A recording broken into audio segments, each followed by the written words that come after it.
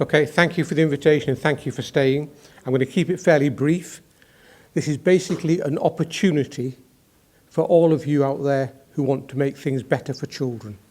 We've heard a lot about advocacy, and BMJ Paediatrics Open is a journal that's owned by the Royal College of Paediatrics and Child Health and BMJ Publications, but it's also an advocating journal. This was our vision, that we publish all research, so we don't publish on priority. We're like the BMJ Open and +1 model, whereby if it's ethically sound, scientifically sound, and your conclusions are appropriate, we will publish it. We publish protocols, we try and highlight the link between social determinants and child health, and we'll publish clinical reviews that educate health professionals. We're professional in our processing of papers. We don't say we'll do things in the shortest time. We try and do it in the shortest time. The biggest delay in processing a paper is getting reviewers. Some of our papers are rejected very, very quickly.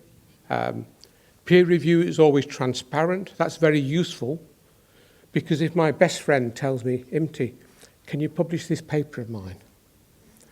That means it's a load of rubbish, really. He can send it to me, and we'll get it out for Centre for peer review. But we cannot publish a paper. We publish all the reviews of papers that are published. So if somebody says this paper is ethically unsound, it is methodologically flawed, we cannot publish it. So it's quite useful. We're an advocate for child health. People have talked about advocacy. My invitation to you is that if you feel there is an issue that is important, contact me. I can commission a viewpoint article. That means you don't pay a fee. It still has to go through peer review. So if it's not good enough, we won't publish it. We aim to give children and young people a voice in relation to their experiences accessing healthcare. And I really enjoyed your talk, David, about involving young people in getting them to speak to politicians.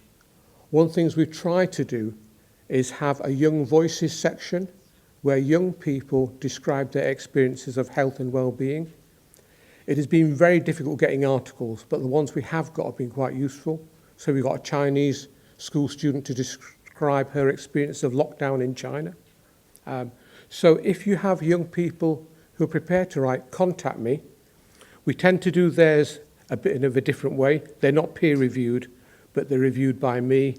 And unfortunately, they have to be processed through the Scholar One system, which is a pain in the neck if you're a school student. But we have ways of getting around that I often help them. We've been indexed by PubMed Central, all the databases. For those of you who are interested in numbers, we now have an impact factor. We've had papers published from more than 50 countries. We get downloads, citations, press release, Twitter activity. The things that I feel most proud about is actually publishing a few papers where young people have described their experiences, and the papers that are advocacy papers. And I stick my neck out on the line in publishing papers that are quite advocative around controversial areas of child health. But the nice thing is that they're the ones that get downloaded the most and cited the most. So the publisher thinks, okay, these articles about how the UK should not be recruiting child soldiers because you can join the army at the age of 16 in the UK, unlike the rest of Europe, are actually the ones that get press releases, get downloads and citations, but they're also advocacy. We also have special collections. What is a special collection? Because we're open access, we publish continuously. But a special collection is articles around a theme. So with ESOP, we had Young Voices in the time of COVID. We've got Child Health in China, which is in progress. And we've planned with ESOP the health and well-being of street and working children. The advantage of a special collection is that we try and help promote the articles. As an author, you get a 25% discount on a special collection article.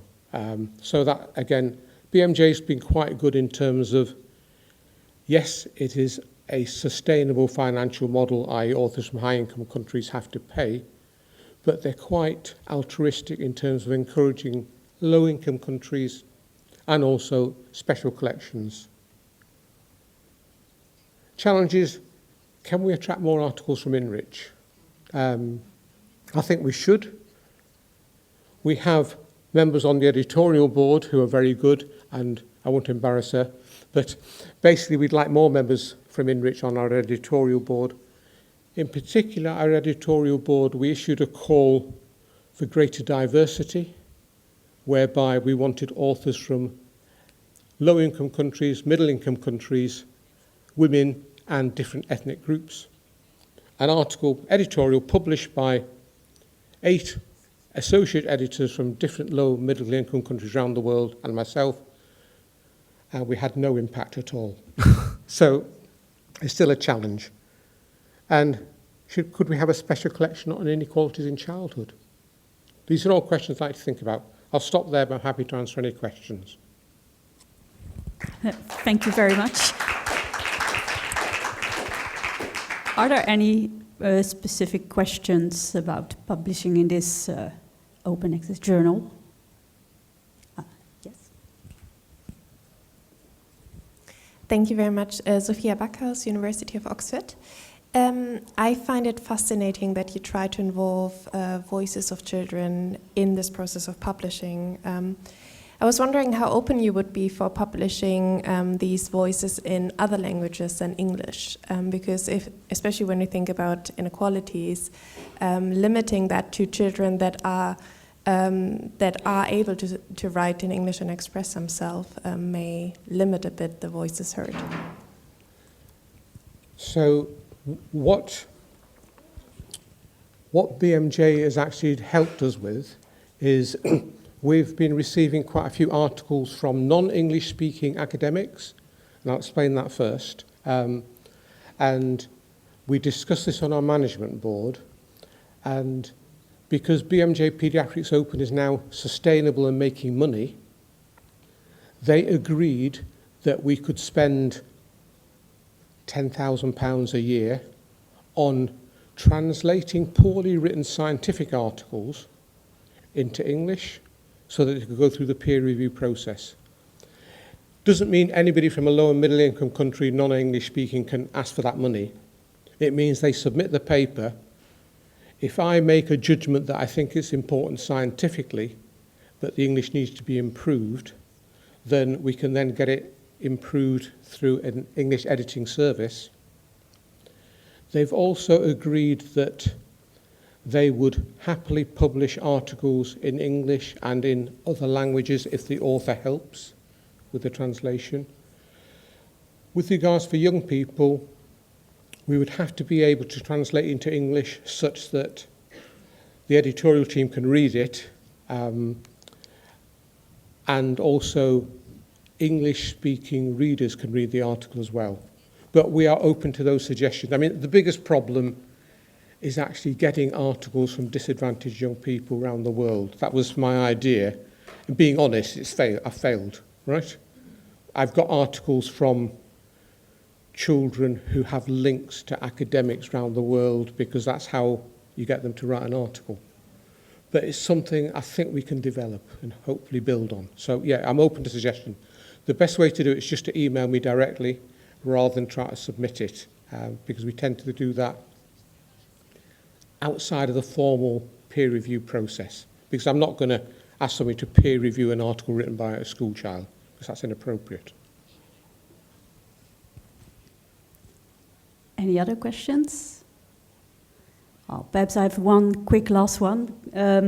For instance, if someone is interested in setting up this special collection on inequalities in childhood, how should we do it? Should we also contact you directly, say I have an idea? Or? Yeah, I mean, thing to do is to email. From a journal publishing point of view, it is always good to have a special collection ongoing. Yeah. What we wouldn't have is more than one special collection going on at the same time.